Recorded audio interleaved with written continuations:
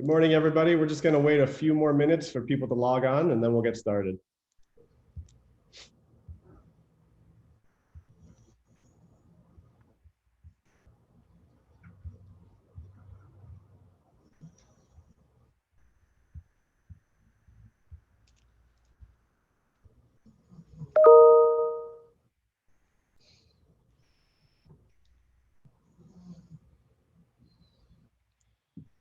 Good morning, everyone. We're just going to give it a few more minutes. We have some attendees still logging in right now. Thanks for joining.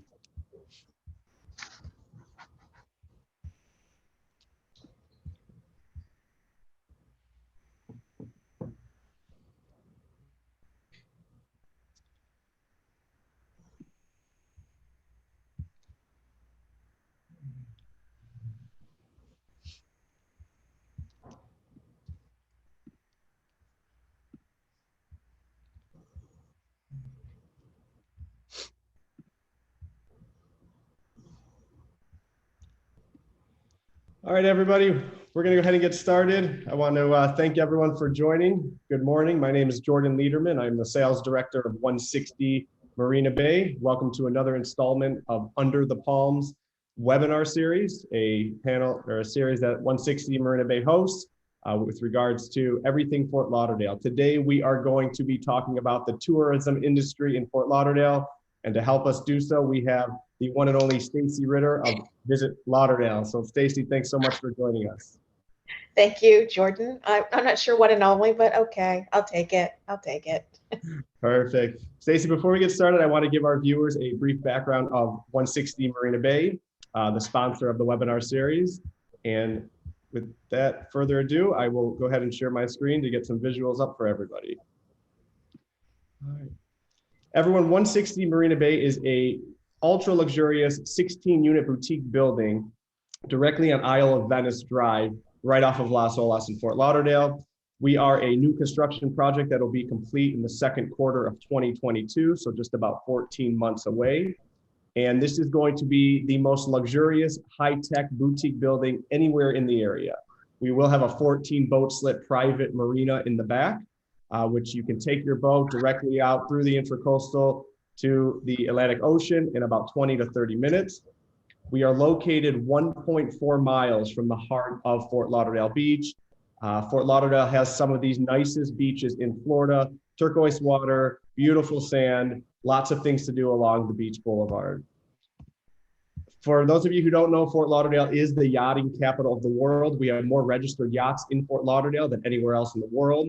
It's also called the Venice of Americas. There's tons of canals and waterways where you can take your boat, pull up to a restaurant, grab a bite to eat, and then just cruise the waterways. It is definitely a boater's paradise.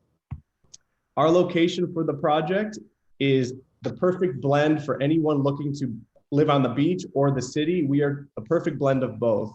We're located at the far end of Isle of Venice Drive. It's more calm, there's less traffic, it's more private being towards the end. We're also east facing, so we have the beautiful sunrise views and you overlook 3 aisles of single family home mansions.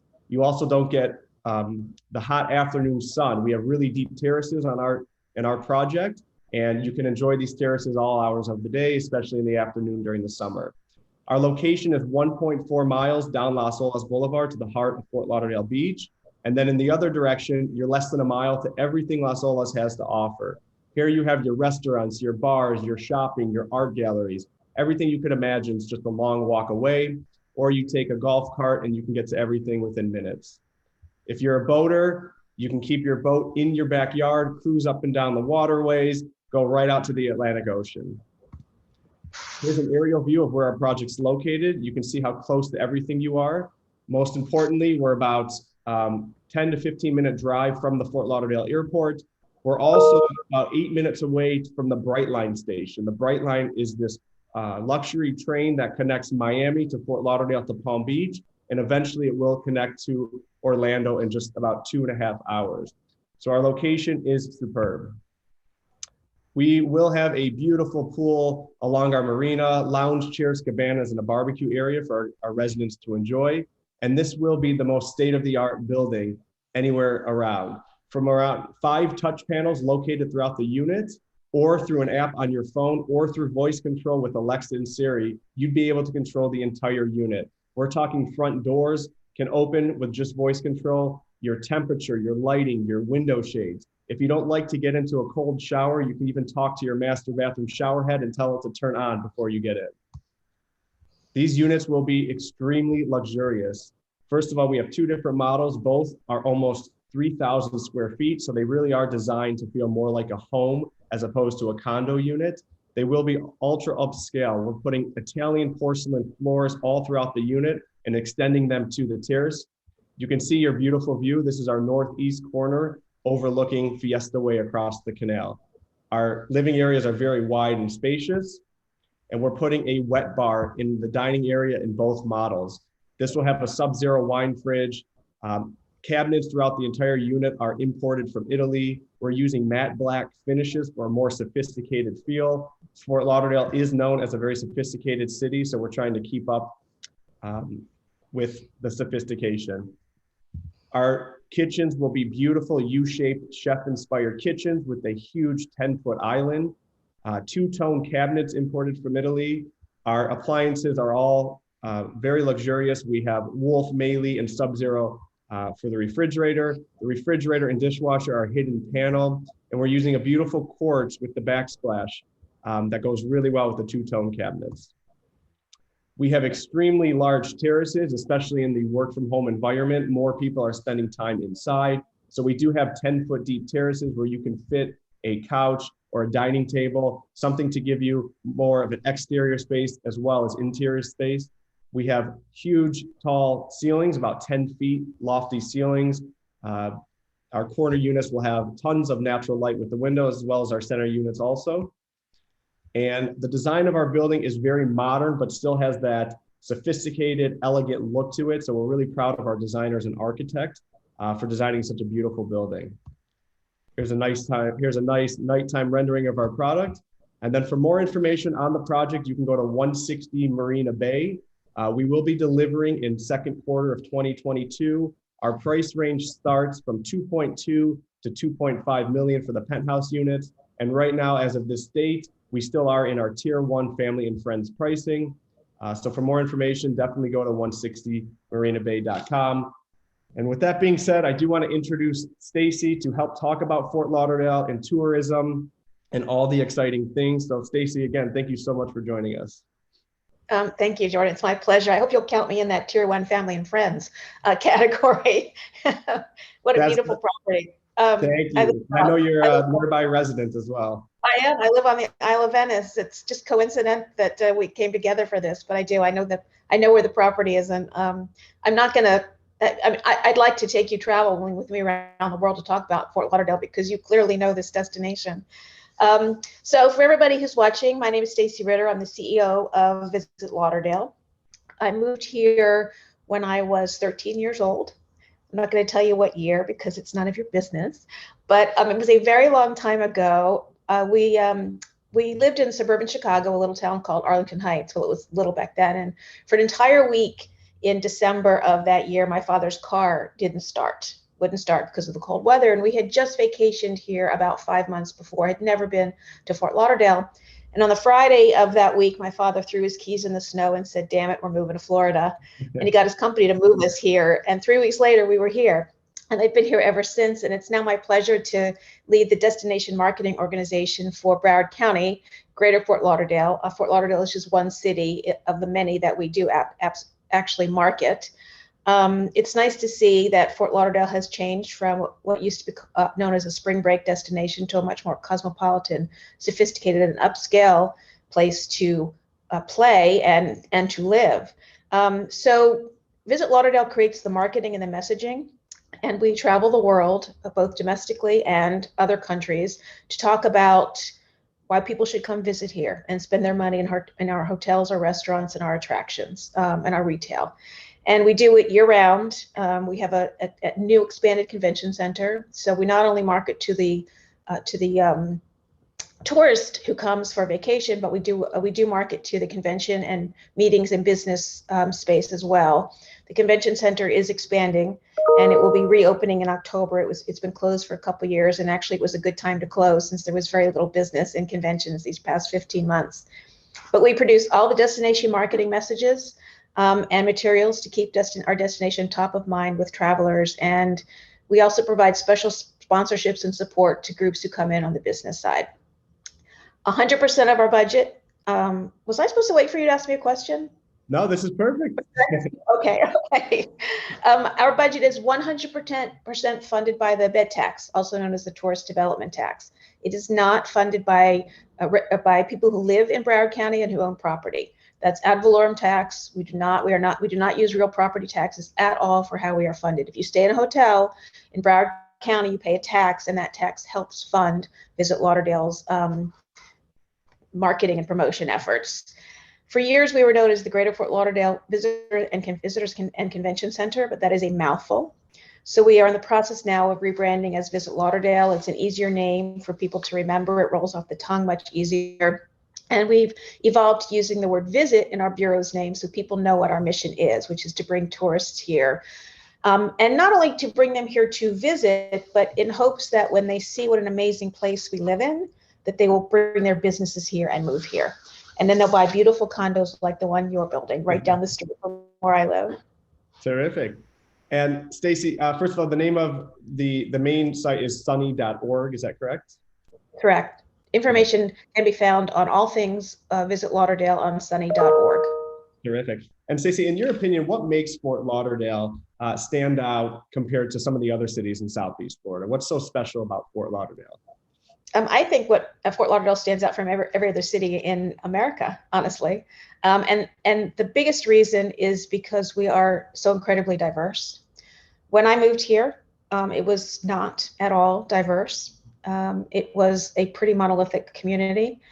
And as it has evolved over these decades from spring break to what it is today, it sounds really corny, and every time I say it, I think my staff rolls their eyes, but we are the true melting pot. We are what America is supposed to look like when we talk about people living together from diverse communities and cultures and doing it in harmony. And we don't have little pockets. We don't have a little Haiti or a little Havana. Everybody lives here in a seamless tapestry, which weaves a really beautiful picture. We've got over 100 languages spoken in households here in Broward County. We're recognized as the LGBT plus capital of Florida. And I think that's what makes us not only stronger, but makes us more attractive for visitors who want to find something that they may not be able to get at home and dip their toe into a different culinary scene, or a different attraction, or a different retail experience, or a different hotel experience, or a different beach experience. I think that we offer that to everybody, not only here in the US, but around the world. Definitely. And that's, by the way, why our new tagline is everyone under the sun, because we really believe that here we are everyone under the sun. Gotcha. That was actually on my list of questions. Tell us a little bit about the Everyone Under the Sun campaign, because I know it's something you guys just launched. It is. We are in the process of rebranding. We have a big launch. And when I say big, I mean COVID style big, which is not as big as we would have liked it to have been. But we are launching the new brand next week at Gulfstream Brewery. And they are actually been great partners of ours. They've actually created an Everyone Under the Sun beer, which will be passed out at the launch next week. For many, many years, we were known as Hello Sunny. And it worked for its time, but of course, sunny could be anywhere. Where is Hello Sunny? It could be any place that has sunshine, which is practically everywhere. And it was a much more generic feel for what our brand is. And as we have evolved into this more luxurious, sophisticated place that does actually embrace diversity and inclusion, we thought that we needed a brand that actually showed that to the world. And the tagline, Everyone Under the Sun, we believe does do that. With, as I said, over 100 languages spoken in households here, you have every single culture from every corner of the world that lives here. And we think that tagline shows that to everybody. We are truly everyone under the sun. And of course, you have to put sun in there because we have sunshine 300 days out of the year with an average temperature of 80 degrees. So when I think about those days living in suburban Chicago and how we moved here in December and we left and it was like 2 degrees, and we arrived here, it was 82 degrees. that difference was palpable, and we've stayed ever since. Yeah, definitely the sunshine is attracting, I feel like half of the US moved to Southeast Florida. I'm originally many years ago from the Detroit area, so I know what the snow feels like. And definitely the sunshine really keeps people down here. So it's amazing when you can wear shorts every day, all year round. So I would say that our official shoe is the flip flop. So, and most of us have multiple pairs of flip flops and oh yeah, multiple varieties and kinds, and you can wear them everywhere here, and feel very comfortable. definitely. Stacey, obviously for tourism with COVID, it's changed things. What was it like? How has tourism shifted because of COVID, and what does the future look like? And especially with regards to Fort Lauderdale and Southeast Florida. It was seismic, as it was in pretty much every industry. In March of 2020, it was literally one day everything was fine, and the next day everything was closed.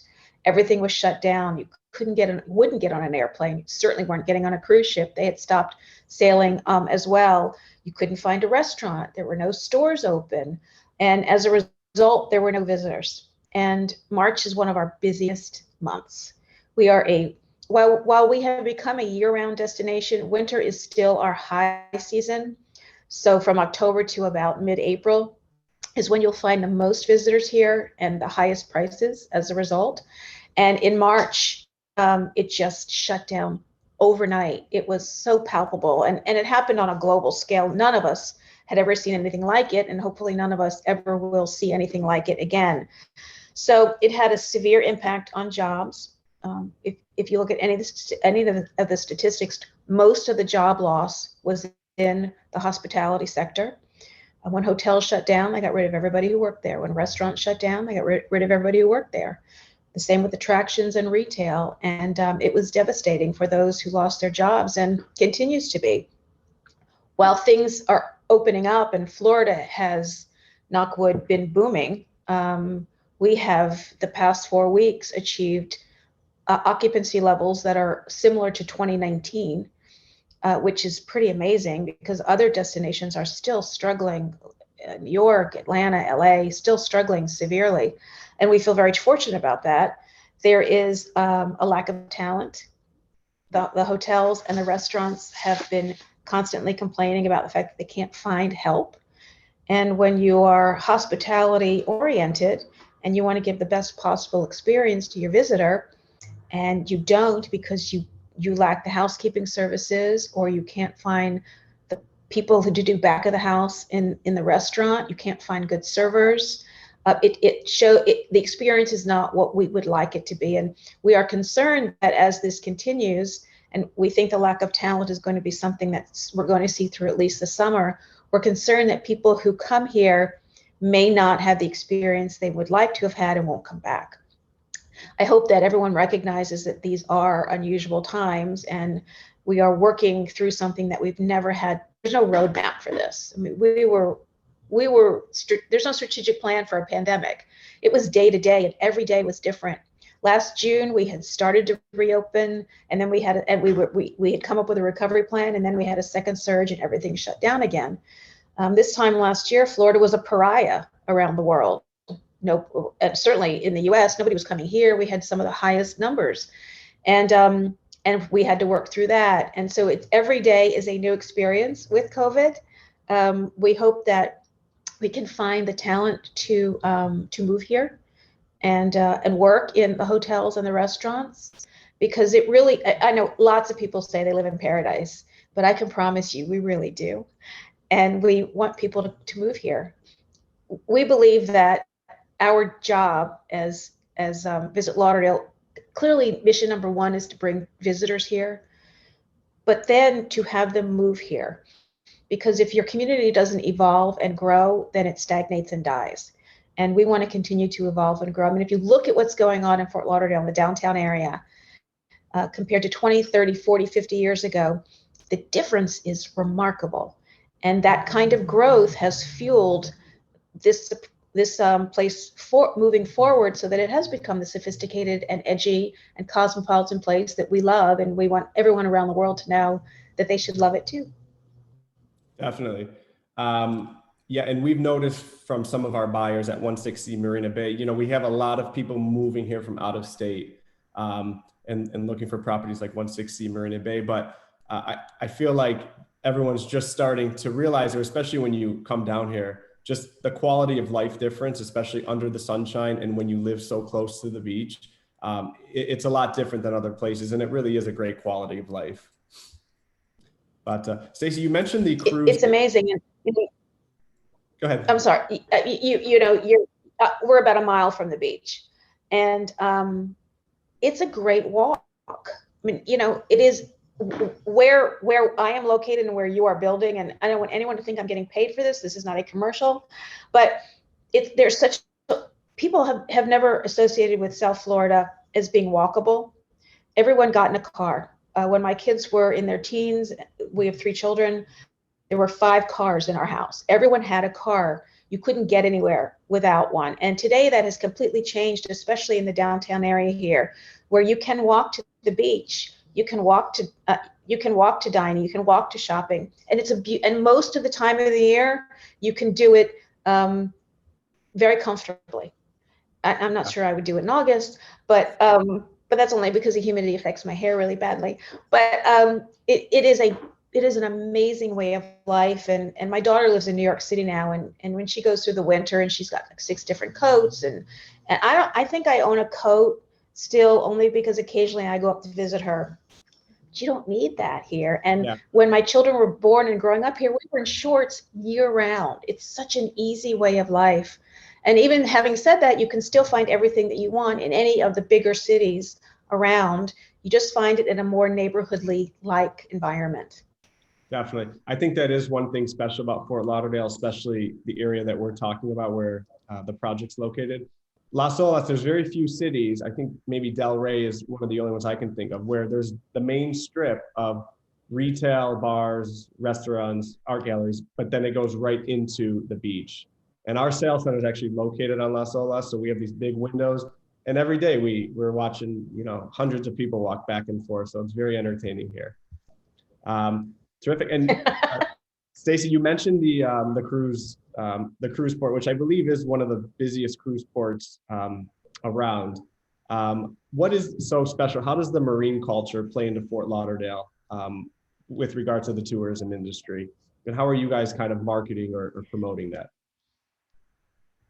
Well, as you mentioned in your introduction, we are the yachting capital of the world. And you've got every conceivable marine service that you can find here. We've got yacht refitting and repairs. We've got marinas. We've got crew training. We've got charter brokerage and management, boats and yacht sales, fishing charters, sightseeing tours, water taxi service. You can actually dock to dine here, as you suggested, but you don't need a boat to live the yachting lifestyle.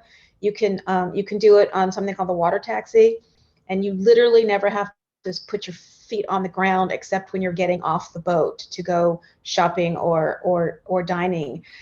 We have 24 miles of beautiful beaches here in Broward County, and everywhere you go, you'll find a waterway or a canal.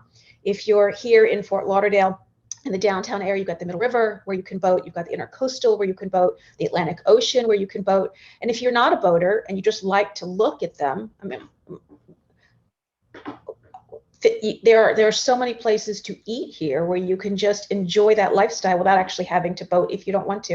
And we have some of the most amazing yachts in this destination that are just, my husband and I love 15th Street Fisheries. It's right on the Intercoastal, and you see the multi-million-dollar homes across the way, and you know, you've got tens of boats that go back and forth, and one is always bigger than the next one, and it's just an amazing way of enjoying an afternoon, eating and drinking, and being involved in the water culture without necessarily being involved. But if you like it, there's always a waterway. We have here in Fort Lauderdale one of the only places where you can walk in scuba dive, where you don't have to take a boat.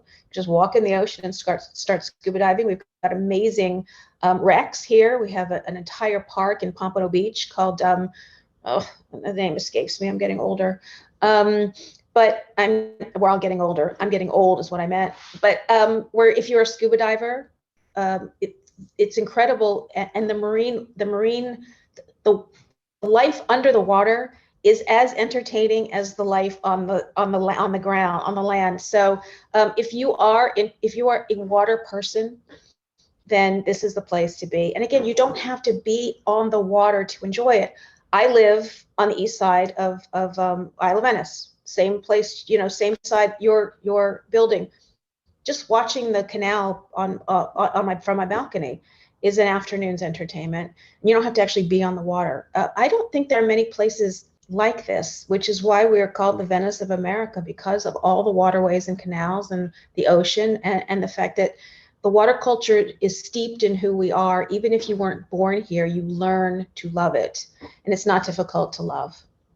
Terrific. Yeah, I agree with everything you're saying. I also think Fort Lauderdale's, and we've noticed this from our buyers coming in, but just being so central in the Tri-County area, with Palm Beach to the north and Miami to the south, and being so central, I think is a huge benefit of Broward County, in particular, Fort Lauderdale. It's sad too, because I think Fort Lauderdale sort of becomes the redheaded stepchild to Miami and Palm Beach in many respects. Everybody knows Miami, and Palm Beach has its own panache as well. People know it. They have a very famous resident who lives in Palm Beach right now.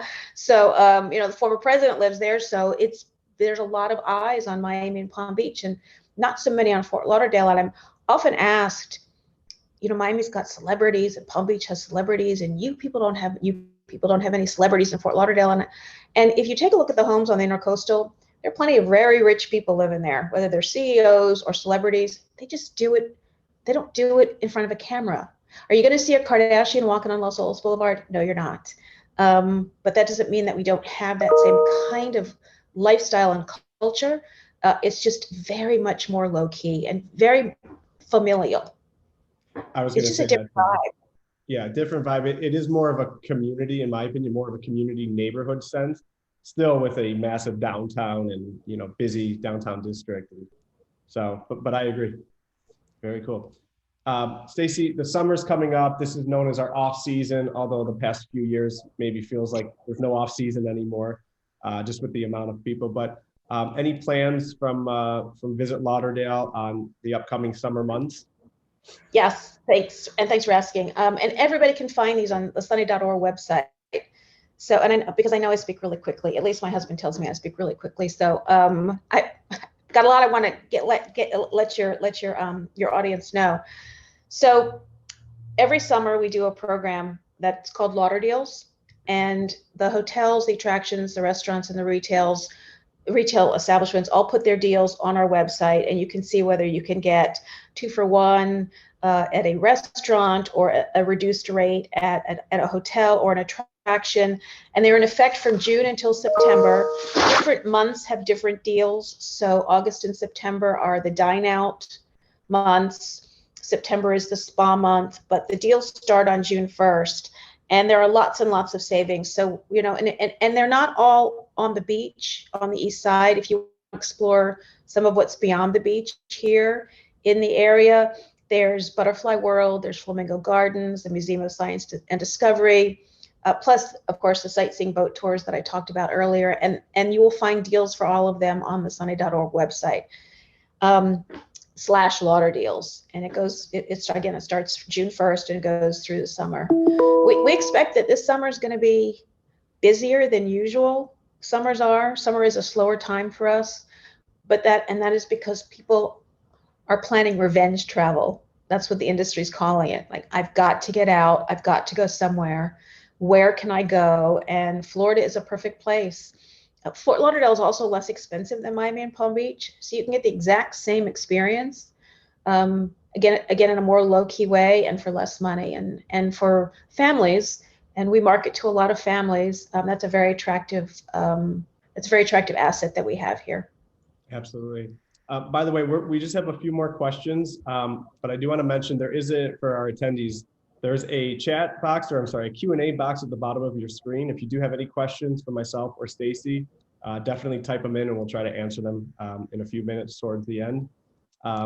Stacy, so Lauderdale's, I do want to say that everyone should take advantage of this if you are here for the summer, whether you're a current resident or visiting or planning to become a resident.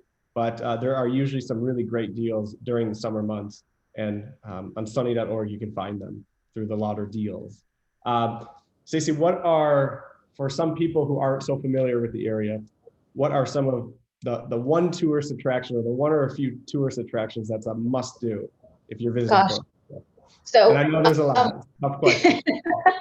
Well, when I was not in tourism, because my previous life, I was an elected official and a lawyer, and don't hold the lawyer part against me. I don't practice anymore. So I'm one of the good ones, or at least one of the smart ones. I never wanted anyone to know where my favorite place, never wanted any tourists to know where my favorite places were, because then you can't get into your favorite places. But now that my job is to sell and market my destination and the place that I call home, I tell everybody where my favorite places are. But obviously the beach, if you are a beach person, then there is no better beach than Fort Lauderdale Beach. All the way, and again, 24 miles, you can pick a beach that is more crowded than others, or you can pick a beach that is more lively than others. You can pick, we have a fabulous LGBT beach, Sebastian Beach here in Fort Lauderdale. So I've been going to the beach since I moved here, but I love to stroll up and down Los Olas Boulevard. Now, obviously, these are places that tourists would know, but I have to say that I like to do the same thing that tourists do. I like to eat in great places. I like to hang out at the beach. I will. Anyone who's watching this who isn't from here, South Florida, please wear sunscreen when you come here. It is absolutely painful to see a tourist with a red sunburn. Painful to watch. The sun is much stronger than you think it is. Wear your sunscreen. I like some of the new rooftop bars that we have here. There's a great new rooftop bar at the Courtyard at the Marriott in Fat Village. Fantastic. And I know some people are like, a Courtyard? It's an amazing rooftop bar. I like Rhythm and Vine, which is a great place to hang out. It has a very urban feel to it. To grab a drink, and any place where honestly where I can be on the water dining. As I said, 15th Street Fishery is one of my favorite places to eat. So we lived in West Broward for a very, very long time. When I was an elected official, I represented Northwest Broward County, and I lived in a small town called Parkland. And then when I took this job, we could move anywhere, and we sold our 6-bedroom house and moved into a 2-bedroom condo on the east side. And it is a different kind of lifestyle, and have enjoyed living this downtown city environment now for 3 years. And I think that anyone who comes here will see that as well. It's just a really cool place to live. Yeah. In fact, we do have some buyers and a lot of interest from the West End and Parkland area, people downsizing from these big houses to the downtown area. And what's better than a huge spacious condo? Just to piggyback what you're saying off the beach, it's one of my favorite beaches as well, especially the main part.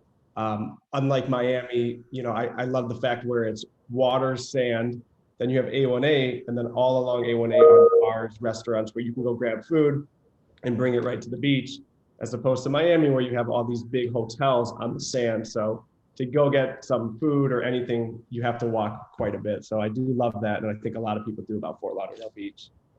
Yeah, I think Fort Lauderdale's done a really great job in its development.